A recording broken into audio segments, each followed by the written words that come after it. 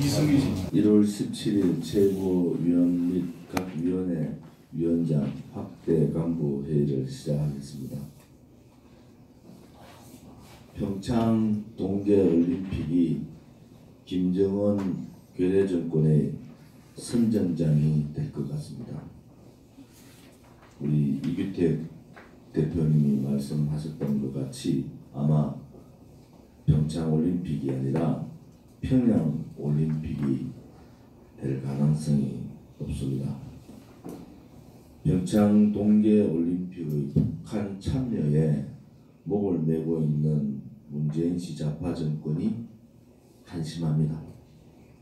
김정은 괴뢰 정권은 문재인 씨 좌파 정권을 자기들의 하수인 부리듯이 행동하고 있습니다.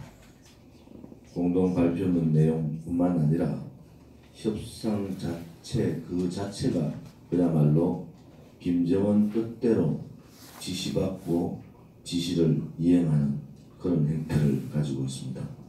도대체 이 문재인 씨 좌파 정권이 무엇을 하려고 하는 것인지 그 의도가 심히 의심스럽습니다. 분명한 것은 거짓 평화 공세, 그들의 대남적화 전략 전술에 속고 있다는 것입니다. 그들의 주장을 보면 더욱 뚜렷합니다. 탈북 여종업원 12명을 송환해라. 한미 군사훈련을 중단하라. 전략무기의 한국 배치를 반대하는 등 정치 군사적으로 평창 동계올림픽을 이용하려는 속셈이 그대로 드러나고 있습니다. 뉴욕타임즈는 북한이 남한을 갖고 놀고 있다고 보도했습니다.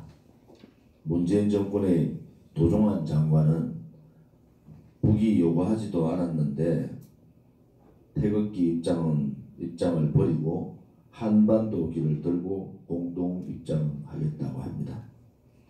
그야말로 평창 동계올림픽을 북한의 정치 선전장, 북한의 핵 보유국을 인정하는 그러한 북한 선전장으로 제공하고 있습니다. 이것이야말로 반대한민국적 행위입니다.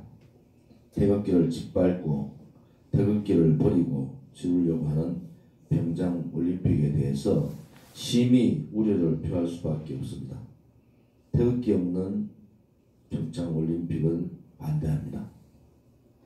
특히 외국의 많은 국가들이 참여를 하는데 현재 위원회 경제 제재안을 이행하고 있는 국가들이 대부분입니다. 그 국가들이 평창 올림픽에 와서 태극기를 들지 않고 한반도기를 들고 평창 올림픽이 평양 정권의 선전장이 되는 것을 보면은 과연 이 지금 경제 제재의 목적을 이룰 수 있는 건지 우려가 됩니다.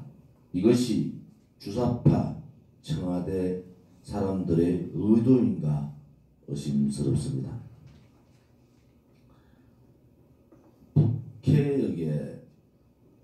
북한 해역에 조업권을 구매하겠다. 지금 안달이 났습니다. 북한 김정은 정권의 퍼주기에 안달이 나 있습니다. 김대중 대통령은 북한은 핵을 가질 능력이 없으며 그럴 경우 본인이 책임지겠다. 또 국민들께 얘기하고 국민을 속였습니다. 북한 핵 개발에 시간을 벌어주거나 대북 퍼주기를 해서 엄청난 자금을 북한에 제공했습니다. 실패한 퍼주기식 햇빛 정책의 망령이 문재인 정권에 와서 다시 살아나고 있습니다. 우리 대한민국 국민들은 퍼주기식 햇빛 정책의 결과가 북한의 핵을 만드는 시간을 벌어주고 북한 핵을 만드는 자금으로 제공되었다는 것을 잘 알고 있습니다. 그럼에도 불구하고 이 좌파 정권은 또다시 햇빛 정책의 망령 퍼주기식을 시도하고 있습니다. 이것은 대한민국을 무너뜨리고 대한민국의 안보를 무너뜨리는 정말로 잘못된 반대한민국적 행위다. 그래서 대한애국당은 이러한 행위에 대해서 강력하게 대항하고 투쟁해 나가겠습니다. 2007년 10월 4일에 평양에서 노무현, 김정일 남북 정상회담 선언이 있었습니다. 가장 잘못된 정상회담 선언이다. 불과 임기를 4개월밖에 남지 않은 좌파 대통령이 북한에 퍼주기를 수십 조의 퍼주기 정책을 약속을 하고 내려와서 많은 대한민국 국민들은 분노한 기억이 있습니다. 이러한 2007년의 환상이 문재인 정권은 다시 들고 나오고 있습니다. 과거 10년 전 2007년으로 돌아가서 북한에게 퍼주기 하겠다는 것을 노골화하고 있습니다. 북한의 경제협력, 특히 개성공단의 노동자 임금의 상당액이 북한 노동당에 들어가고 이것이 북핵 실험에 쓰였다는 것은 이미 모든 국민이 알고 있습니다. 그럼에도 거짓 촛불 좌파 정권은 북한 퍼주기에 각 정부 본서가 혈안이 되어 있습니다. 더 이상 문재인 씨 정권을 그대로 놔뒀다가는 대한민국에 어떤 불상사가 발생할 수 있을지 예측하기조차 어렵습니다. 대한애국당은 안보 무능정권, 제2의 거짓 대벽 정책을 시도하는 이러한 문재인 정권에 단호히 반대하고 비판합니다. 이를 막기 위해서 애국 국민들과 함께 투쟁해 나가겠습니다.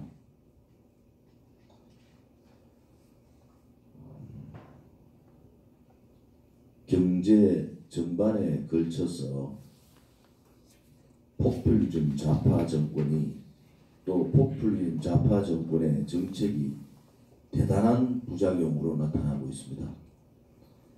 급격한 최저임금 인상에 의한 부작용이 곳곳에서 나타나고 있습니다. 700만 자영업자와 중소 영세 사업자들이 직격탄을 맞고 있습니다. 정부의 이 최저임금으로 인한 이 바닥 경제가 혼란에 빠졌는데도 불구하고 정부의 아니라는 인식은 더욱 문제를 심각하게 만들고 있습니다. 김동연 부총리는 최저임금 인상으로 영세 사업자가 망하고 있다는 지적은 과장됐다고 말했습니다. 그럼에도 불구하고 최저임금에 대해서 중소상공인의 연합회 회장인 최성재 중소상공인연합회 회장은 최저임금에 따라서 급격한 16.4%의 인상에 따라서 이 중소상공인들이 다 망하게 생겼다, 이렇게 직격탄을 날렸습니다. 아직도 이 문재인 씨 좌파 정권은 자신들이 했는 정책이 얼마나 반시장경제적 정책을 했고 서민 말로만 떠드는 이 사람들에 의해서 실질적인 700만 자영업자와 소상공인들이 그야말로 파탄의 길로 간다는 것을 정녕 모르는 것인지, 알면서도 경제 파탄의 주범으로 그냥 남겠다는 것인지 지적하지 않을 수 없습니다. 지금이라도 최저임금 인상 정책을 중단하고 이 혼란과 실업을 막아야 합니다. 시간이 지나면은 더 이상 이 혼란과 실업 사태를 막을 수가 없다. 정부 돈으로 보조해 주는 것도 한계가 있고요. 건물주들의 임대료를 압박하는 것도 한계가 있고, 대기업의 중소기업에 대한 하청을 통제하는 것도 한계가 있습니다. 정부가 할 수 있는 일과 정부가 할 수 없는 일을 분명히 알아야 됩니다. 좌파 정권이 얘기한다고 해서 모든 것이 다 되는 것이 아닙니다. 이 시장 경제는 시장의 손에 의해서 움직여져야 되는 겁니다. 잘못된 포퓰리즘 정책으로 인해서 경제가 무너지고 서문이 아우성을 치고 청년 알바들이 직장에서 쫓겨나고 아파트 경비하시는 어르신들이 직장에서 쫓겨나고 많은 돈을 받지 못하지만 그래도 직장을 가지고 있던 또 자영업을 하는 700만의 자영업자들이 도산에 빠지고 있습니다. 대한민국 자영업자는 전체의 64%입니다.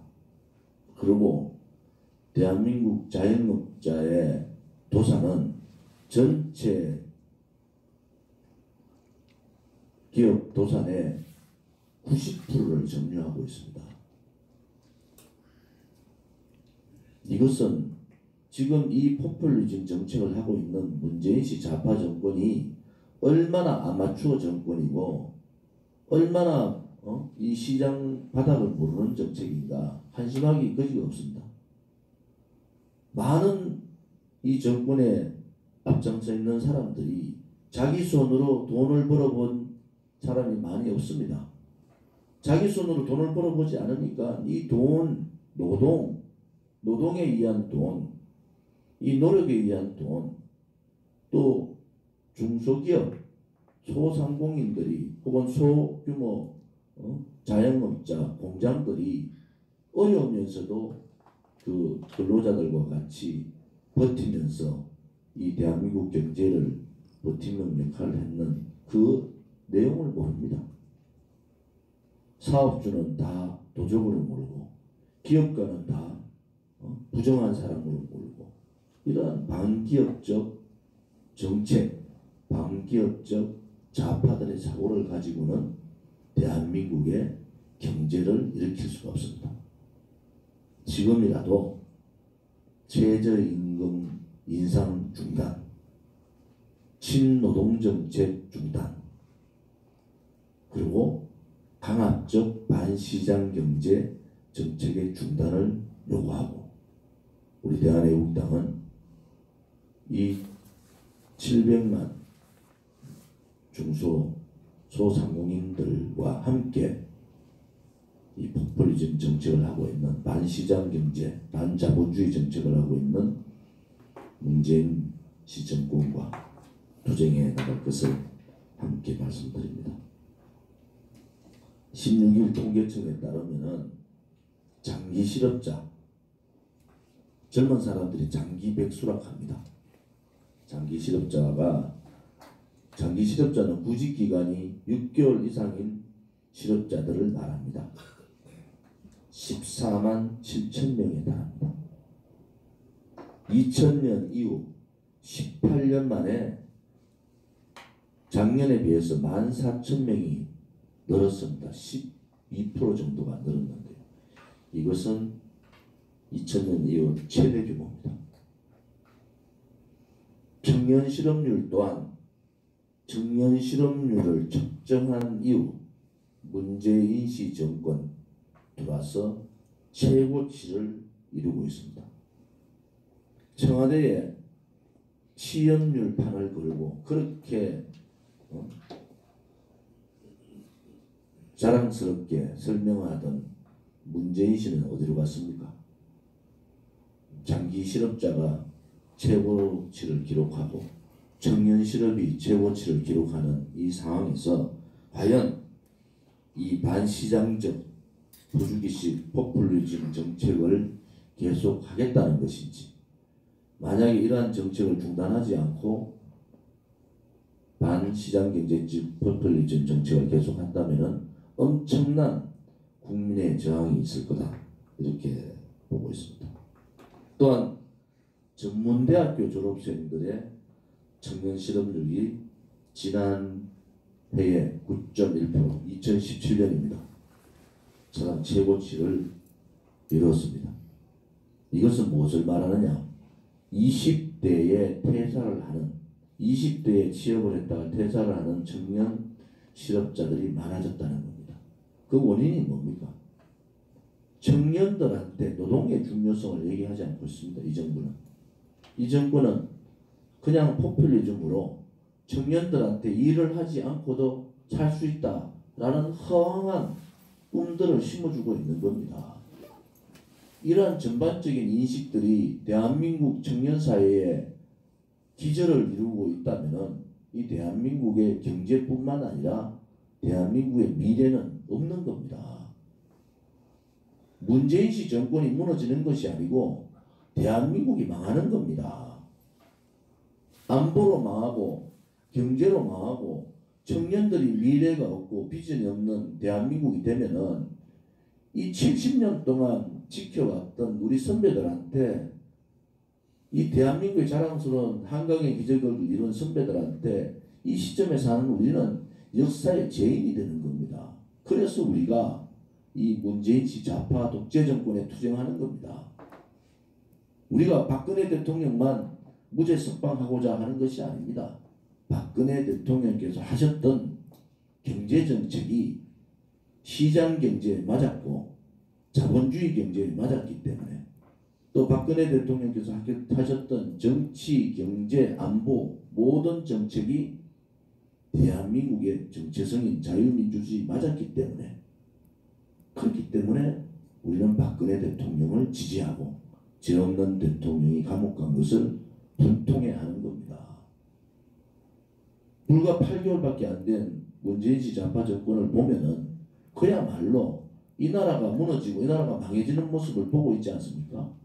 오늘 이 방송을 보고 계시는 많은 외국 국민들께서 이 대한민국의 현 상황이 얼마나 심각한지, 그냥 내일이 아니니까 지나가겠지, 그냥 지나가겠지, 나라가 다 망하고 나라가 민중민주주의 사회가 되고 나라가 연방제를 통해서 사회주의 국가가 되고 나면은 후회해도 소용이 없습니다. 정치에 무관심을 해버리면은 가장 악질적인 사람, 가장 무능한 사람의 지배를 받게 됩니다. 그것이 대한애국당은 두려운 겁니다. 가장 악질적이고 가장 무능한 사람한테 지배를 받는 그것이 우리 애국 국민들은 두려운 겁니다. 그래서 태극기를 들고 하나의 목소리라도 더 내기 위해서 이렇게 발버둥을 치고 있는 겁니다. 언론 방송이 관심 가져주지 않더라도 언젠가는 그들은 관심의 폭을 가질 수밖에 없다. 대한민국이 무너지는 상황들을 같이 보고 있기 때문에 언젠가는 그런 상황이 올 거다. 저는 그렇게 보고 있습니다.